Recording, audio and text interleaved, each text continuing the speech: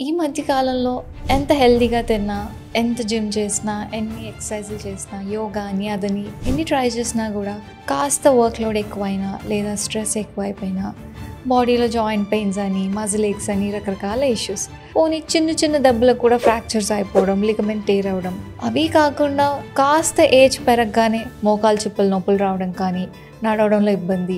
ఒకప్పుడు మోకాలు చిప్పలు అరిగిపోతున్నాయంటే అది ఒక సర్టెన్ ఏజ్ పెద్దవాళ్ళలో చూసేవాళ్ళం. ఇప్పుడు యంగ్ జనరేషన్లో కూడా ఇష్యూ చాలా ఎక్కువగా ఉంది. సో ఇవే కాకుండా కాస్త రిక్రియేషన్ కోసం, కాస్త స్ట్రెస్ తగ్గించుకుందామని స్పోర్ట్స్ ఆడతాం. క్రికెట్ అని, బ్యాడ్మింటన్ అని, మధ్య కొత్తగా పికిల్ బాల్ ఆడతాం. సో ఆఖరికి స్పోర్ట్స్ ఆడితే కూడా షోల్డర్ ఇంజురీస్ కానీ, డిస్లొకేషన్స్ కానీ, లేదా యాంకిల్ కానీ, యాంకిల్ ట్విస్ట్ అని అలా చాలా ఇష్యూస్ వస్తున్నాయి. సో ఈ ఇష్యూస్ అన్నిటికీ మీకు సరైన గైడెన్స్ ఇవ్వడానికి, మీ డౌట్స్ అన్నిటికీ ప్రాపర్ క్లారిటీ ఇవ్వడానికి we have Dr. Raviteja Reddy on our health channel at Social Post.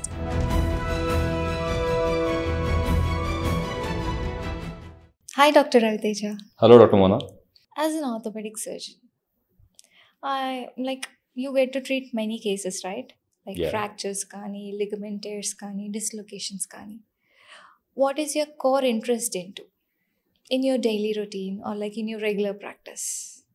So నా కోర్ ఇంట్రెస్ట్ వచ్చేసి ligament reconstructions. Let it be ACL anterior cruciate ligament కానీ, మోకాళ్ళలో ఉన్న లిగమెంట్స్ కానీ, షోల్డర్లో క్యాప్సూల్ రిపేర్స్ కానీ, లేబ్రమ్ రిపేర్ కానీ, రొటేటర్ కఫ్ టేర్స్ కానీ. So whatever I do, I would prefer to do an arthroscopic surgery, minimally invasive surgery of the knee and the shoulder. So that is my preference and that is also the core of my practice. So ఎక్కువ శాతం నాకున్న cases అన్నీ కూడా youngsters ఉంటారు, 25 to 45 అట్లాంటి కొహార్ట్ ఉంటుంది. దాంట్లో ఉన్న ఎక్కువ మందికి ఈ షోల్డర్ అండ్ నీ ఇంజురీస్తో I deal with all these kind of people అనమాట.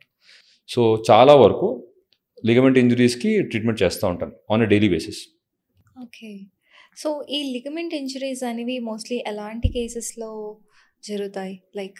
స్పోర్ట్స్ పర్సన్కి కామన్ ఇది, క్రికెట్లో కానీ, basketball or football, whatever it is. Apart from this, are there any other situations where the so-called person is more prone to ligament injuries?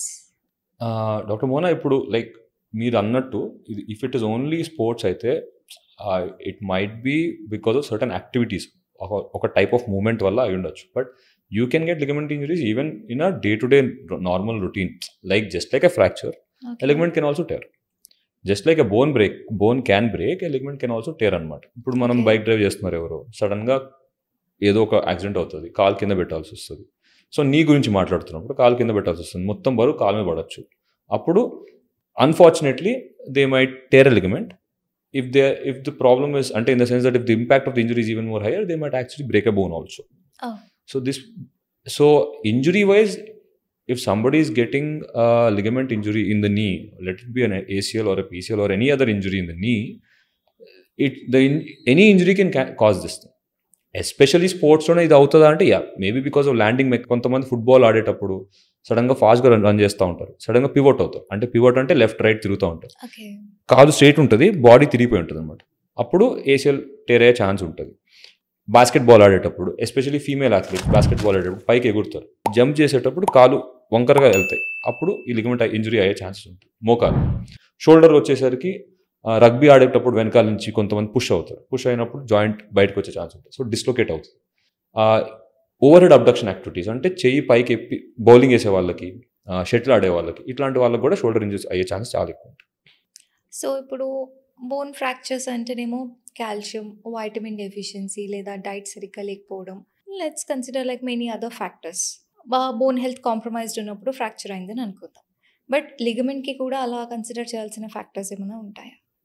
Specifically అయితే collagen disorders ఉన్న వాళ్ళకి, so that already వాళ్ళ collagen disorders అంటే we can just say in a broad sense, diabetes కానీ, rheumatoid arthritis కానీ, hypothyroidism ఉన్న వీళ్ళకి, hypothyroidism ఉన్న వాళ్ళకి కొంచెము compare to the normal population కొంచెం వాళ్ళ లిగమెంట్స్ వీక్ ఉండే ఛాన్స్ ఉంటుంది, నెంబర్ 1. Number 2, laxity. అంటే చిన్నప్పటి నుంచే కొంతమందికి లూజ్ జాయింట్స్ ఉండొచ్చు. ఒక మేల్ టు ఫీమేల్ కంపేర్ చేస్తే కనుక ఫీమేల్స్కి డెఫినెట్గా కూడా మేల్స్ కన్నా కూడా లూజ్ జాయింట్స్ ఉంటాయి. ఎందుకంటే that is because God he's given you that for the sake of pregnancy. But that also makes your joints a bit more flexible. On the downside, your ligament is always affected. Okay. So అందుకని if you compare a women basketball player to male basketball player, the chance of getting an ACL injury is higher in a female athlete. This is the cause because of lax joints. So అది విమెన్లో common ఉండదు. And also మెన్లో అంటే men are youngsters also వాళ్ళలో already చిన్నప్పటి నుంచి laxity ఉంటే కనుక అప్పుడు వీళ్ళకి ఇంజురీస్ అయ్యే ఛాన్స్ ఎక్కువ ఉంటాయి, ఈ ligament injuries especially. Okay. So ఇప్పుడు ఫ్రాక్చర్స్లో చూస్తే not all fractures need surgical intervention, right? కొన్ని నాన్ సర్జికల్గా కూడా ట్రీట్ చేయొచ్చు. అలాగే లిగమెంట్ ఇంజురీస్లో కూడా అలా సెపరేషన్ ఉంటుందా, like surgical management and non surgical management? Definitely. So నా ప్రాక్టీస్లో అయితే నేను ఇప్పుడు లెటెస్ట్ చాలా మందికి కంప్లీట్ టేర్స్ ఉంటాయి. షోల్డర్ తీసుకుంటే కనుక షోల్డర్ డిస్లొకేషన్ అయిన వాళ్ళకి వాళ్ళది క్యాప్సూల్ అంతా కూడా ఆర్ లేబ్రమ్ అనే ఒకటి ఉంటుంది అన్నమాట. ఆ లేబ్రమ్ వల్లనే ఆ బోన్ అనేది లోపల కూర్చుని ఉంటుంది. ఆ లేబ్రమ్ తెగిపోవడం వల్ల డిస్లొకేట్ అవుతూ ఉంటుంది. సో ఫస్ట్ టైం డిస్లొకేటర్స్ అంటే ఒక్కసారి డిస్లొకేట్ అయిన వాళ్ళకి I generally don't operate. I will tell them, see the crux of the problem is that your labrum is torn, but let us give it a chance to heal. So we put the shoulder back in and we give him a shoulder immobilizer so that the patient is pretty much in this position, so that మనం ఫ్యూచర్లో తనకి at least ఒక surgery అయితే ఇప్పుడైతే avoid చేద్దామనే థాట్లో ఉంటాం అన్నమాట. But అదే పేషెంట్ ఒక 5 to 7 times డిస్లొకేట్ అవుతుంది, బాగా బాధపడుతున్నాడు అంటే then we will be like same problem but 2 different scenarios. First time dislocator will wait, we will give him 4 weeks of rest everything and let him heal. But multiple dislocator no, we will definitely tell him ఇప్పుడు ఇంకా wait చేయడం వల్ల use లేదు, probably ఇంకా మళ్ళీ dislocate అయ్యే కొద్దీ bone effect అవుతుంది, అప్పుడు ఇంకా పెద్ద ప్రాబ్లమ్స్లో ల్యాండ్ అవుతాం. సో అది చేయకూడదు. సేమ్ థింగ్ విత్ నీ. ఇప్పుడు నీలో ఏసీఎల్ టేర్ ఉంటుంది లేకపోతే పీసీఎల్ టేర్ ఉంటుంది. పార్షియల్ టేర్స్ అసలు ఆపరేట్ చేయం. పార్షియల్ టేర్స్ ఉన్నాయి అంటే కనుక we will wait, will give em knee ROM brace and then make them walk, make them do everything. We will ask them to come back after 1 month and see what is condition. అంటే we have to compare with the normal leg. Normal leg తో ఎలా ఉందో compare చేసుకుని the other leg is able to do the same activities, is he able to get back to the sport that he was playing before, then we don't operate, because we know that this might not need a surgery at that point of time. If there is అంటే పేషెంట్స్కి కొన్ని apprehensions ఉంటాయి. So partial tear అయింది కదా, ఇది heal అవుతుందా, దీనివల్ల నాకు ఫ్యూచర్లో ఎలా ఉంటుంది. ఇప్పుడు స్పోర్ట్స్ పీపుల్ తీసుకుంటే కనుక obviously their whole vocation, their whole food is because of their sport. So they have to give their 100% to sport. They cannot be like I will take rest 4 weeks అంటే their place might be replaced. So for those people will be like we will do arthroscopy and we will check అసలు ఎంతవరకు tear ఉంది, మొత్తం partial టేరే ఉందా. ఇప్పుడు ఎంఆర్ఐలో చాలా మంది ఏమవుతుందంటే మనం క్లినికల్గా ఎగ్జామిన్ చేస్తాం పేషెంట్ని. క్లినికల్గా ఒక పేషెంట్కి నీ పెయిన్ ఉంది, ఫుట్బాల్ ప్లేయర్ అనుకోండి, పడ్డాడు, we think clinically it might be an ACL tear, but MRI is saying it might be partial tear. We have the intuition that clinically looks like a full thickness tear emo అనిపించింది. Clinical condition is not correlating with MRI అనుకున్నప్పుడు we put a camera in. There's nothing wrong with it. We put a diagnostic arthroscopy in to confirm the finding. It is diagnosis. We are trying to, this is not for regular people. We are talking about the plethora of people who are sports people and who have to be giving their 100% all the time. So on the field, off the field, they have to be 100%. Their legs and their hands are their way of living. Ante. So atlantappudu we They don't have other choice. They don't have another choice. So వాళ్ళకి మనం diagnostic arthroscopy చేసి we confirm the findings of the MRI, and if there is a partial tear, we can repair a partial tear also. We do repair a partial tear with a screw or a button or a anchor. Atla repair చేస్తాం. Repair చేసి also to enhance the healing. Nowadays we are also giving platelets into the ligament anamata. Platelet rich plasma అని ఉంటుంది. We just give it to the torn area of the ligament, and we do see good results with platelets taking up the graft and make or the native ACL and attaching it to the torn part. So that can be done. Okay. So are there any other conditions wherein this platelet rich plasma can help? Obviously there is a lot of things with the hair. A lot of people use it for their hair, but I'm talking about the bone health part. In orthopedic point of view, yeah.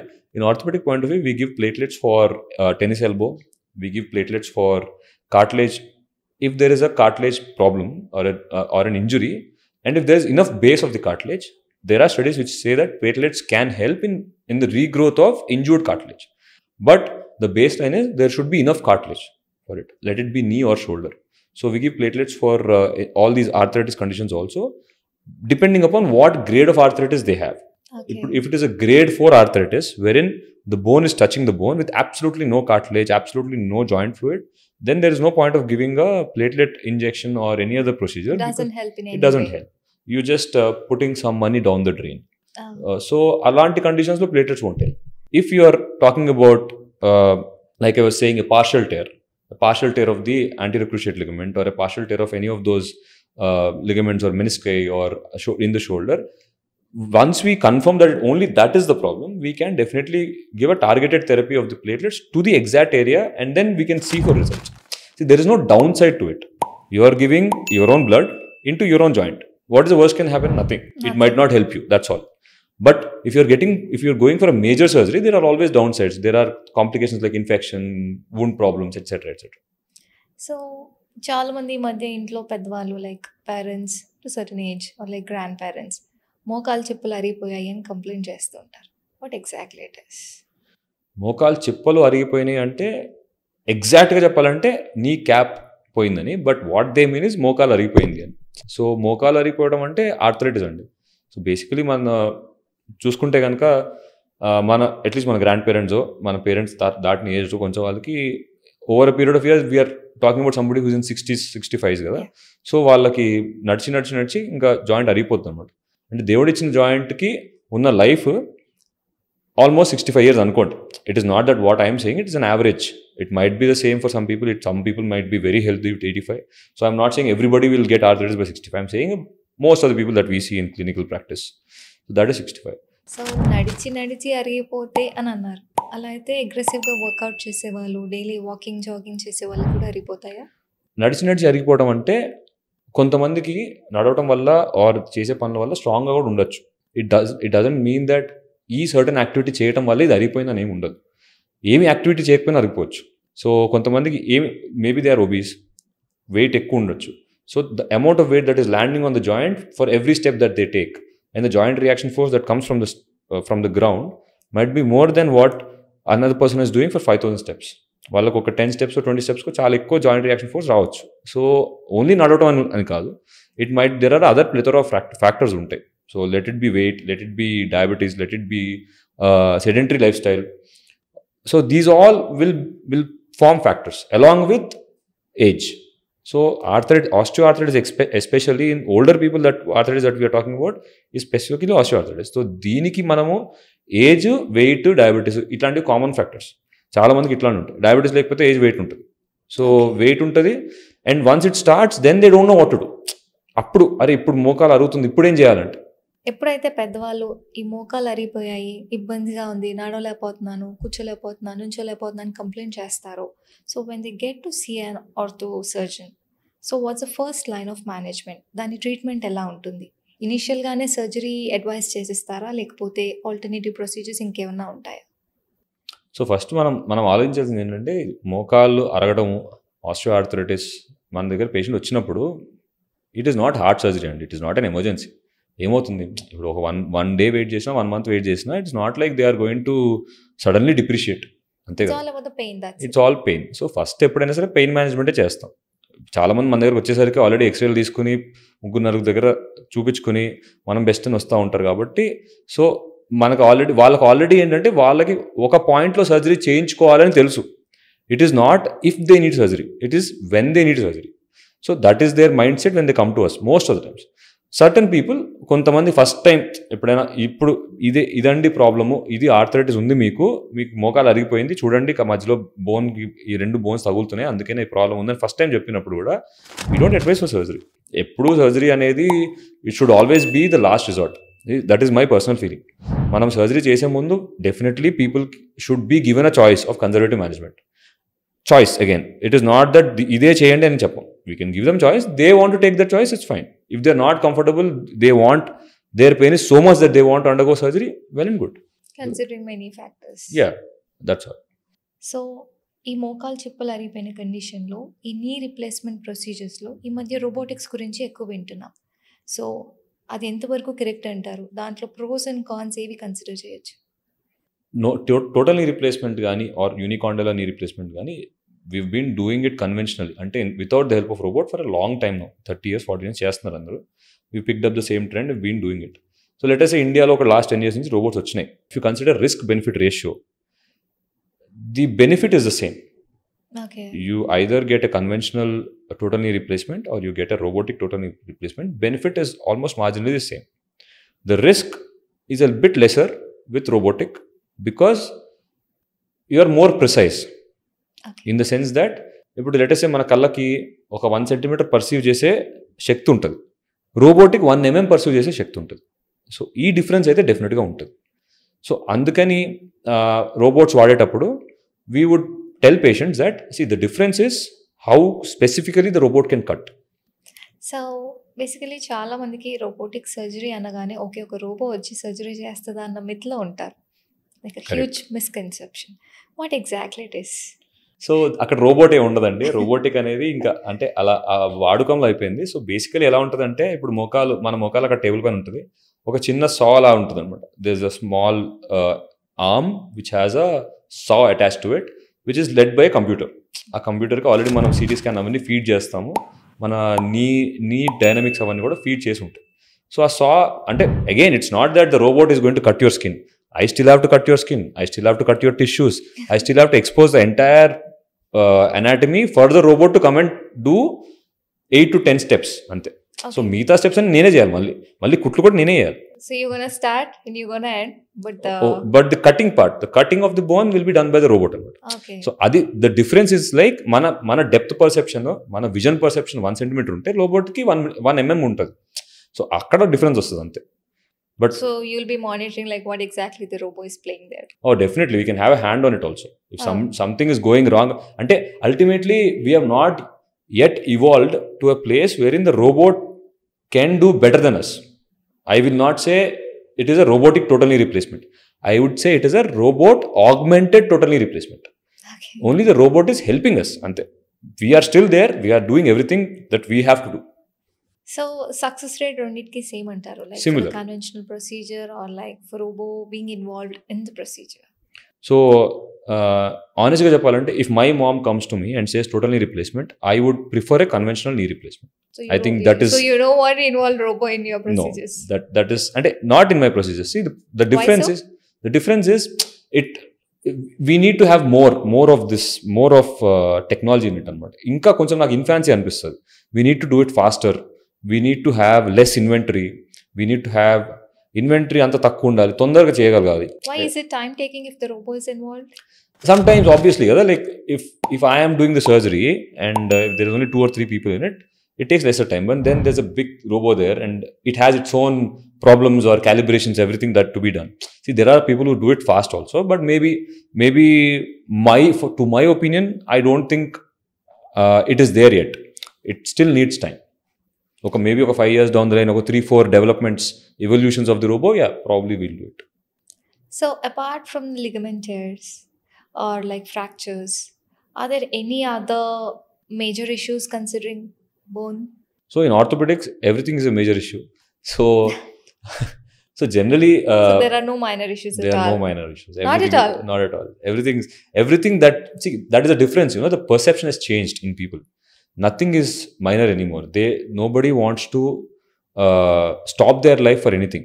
So antamundu oka 10 years down the line back, or 10 years if you take it into consideration, people were let us say lot of people will have a tendinitis at the wrist joint, decurrence antam. అంతకుముందు ఇట్లా వదిలించుకొని ఎప్పుడో వేసుకొని చిన్న పట్టీలు వేసుకుని ఆవదం I mean in the sense Zandu బాంబు పెట్టుకుని ఏదో పెట్టుకుని they would continue their life. But ఇప్పుడు అట్లా లేదు. Every small pain has to be answered for. So their perception is why should I be painful when there is availability of medicine, when there is availability of doctors. So ఒక 1 day 2 days maximum కూడా ఇప్పుడు నేను చూసే వాళ్ళలో ఈ especially in this younger generation nobody wants to take that pain anymore. They're like, I want to have the fittest and the best life that I can get for the amount of money that I am paying. So వాళ్ళకి అందరికీ health అనేది ఎంతో conscious ఉన్నారు. కాన్షియస్తో పాటు every problem is a major problem. It might not be an emergency problem, but it is a problem that you have to solve. So అందుకని minor అంతకుముందు ఇట్లా చెప్పాను కదా, ఇప్పుడు ఈ టెండినైటిస్లు, ఇట్లా ట్రిగ్గర్ ఫింగర్లు, ఇట్లాంటివన్నీ చిన్న ప్రాబ్లమ్స్ అనమాట. Actually those are not big things, but people who suffer from it, they don't want to take that anymore. Why should I take pain? So solve it. ఇవంటే చిన్న చిన్న పెయిన్స్ కాబట్టి ఏదో సొంతంగా కట్టేసి జెండు బామ్ రాసి చెప్పారు. లెట్స్ సే ఇప్పుడు ఏదైనా యాక్సిడెంట్ అయిందనుకోండి, లేదా పడిపోయారు, మెట్ల పైనుంచి ఎక్కడో పడిపోయారు, లేదా యాక్సిడెంట్ అయింది. అలాంటి ఎమర్జెన్సీ కండిషన్స్లో అసలు ఫ్రాక్చర్ అయిందో లేదో చుట్టుపక్కల ఉన్న వాళ్ళు ఎలా గుర్తుపట్టచ్చు? ఒకవేళ గుర్తుపడితే దానికి ఇమీడియట్ ఫస్ట్ ఎయిడ్ డాక్టర్ దగ్గరికి వెళ్ళక ముందు వరకు ఎలా హ్యాండిల్ చేయొచ్చు? ఓకే, ఒక సినారియో తీసుకుందాము. ఒక బైక్ యాక్సిడెంట్ అయింది, ఒక అబ్బాయి కింద పడిపోయాడు. సో ఫస్ట్ మనం కాలు ఇరిగిందా, చెయ్యి ఇరిగిందా, ఫ్రాక్చర్ అయిందా లేదా అన్న దానికన్నా first life important. So he is able, you think that he's fine, okay, but still we don't know what fractures he has. మెడ ఇరిగి ఉండొచ్చు, స్పైన్ ఇరిగి ఉండొచ్చు, ఏదో ఉండొచ్చు. సో అందుకని ఫస్ట్ అయితే అక్కడ పడిపోయినప్పుడు లేపడానికి ట్రై చేయకూడదు.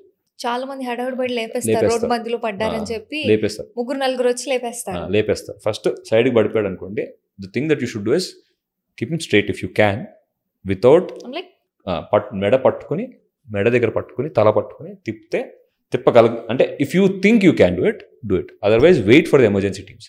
See, we don't ask anybody to help anybody on the road because you might actually cause more damage at that point of time. Like?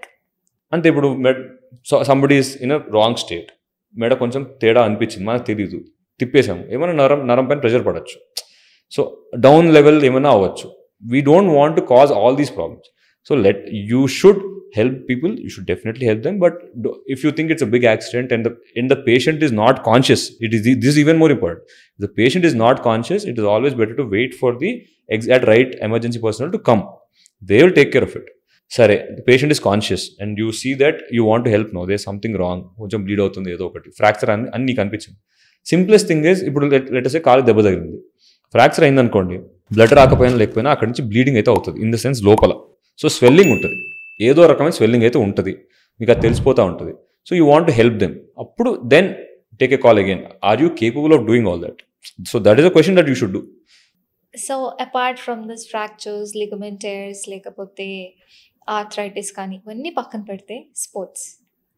So sports ఆడేటప్పుడు, ముఖ్యంగా బ్యాడ్మింటన్ ఆడేటప్పుడు షోల్డర్ ఇష్యూస్ వస్తూ ఉంటాయి, లైక్ డిస్లొకేషన్ కానీ. అలాంటి cases ఎలా handle చేయొచ్చు అంటారు? బ్యాడ్మింటన్ ఆడడం ఆపేమని అయితే చెప్పరు కదా? డెఫినెట్గా అసలు మనము స్పోర్ట్ ఆడొద్దు అని చెప్తే ఇంకా నెక్స్ట్ టైం మళ్ళీ మన దగ్గరికి ఎవరు రారండి. ఒకవేళ రికరెంట్ డిస్లొకేషన్స్ ఉంటే కనుక first thing is we always have to assess the patient clinically. మన దగ్గర వచ్చినప్పుడు షటిల్ ప్లేయర్స్ అయి ఉండొచ్చు, లేకపోతే ఓవర్ హెడ్ అబ్డక్షన్ చేసే క్రికెటర్స్ కూడా బౌలింగ్ చేసేవాళ్ళు, ఏమైనా త్రో చేసేవాళ్ళు ఉంటాయి. అట్లాంటప్పుడు కొంచెము క్లినికల్గా చూసి మనం ఆ జాయింట్ బయటకు వస్తుందా లేదా, ఎగ్జామినేషన్ చేసిన తర్వాత మనకు ఒక అవగాహన వచ్చేస్తుంది. మనం ఒకసారి మాట్లాడిన తర్వాత, వాళ్ళ హిస్టరీ తీసుకున్న తర్వాత, చేతిని మూవ్ చేసేటప్పుడు తెలిసిపోయిన తర్వాత then will be like, okay, what is your problem? Of course, they will tell you the problem statement, but what is the complaint right now and how many times has this happened? So depends on number of times this dislocations happen.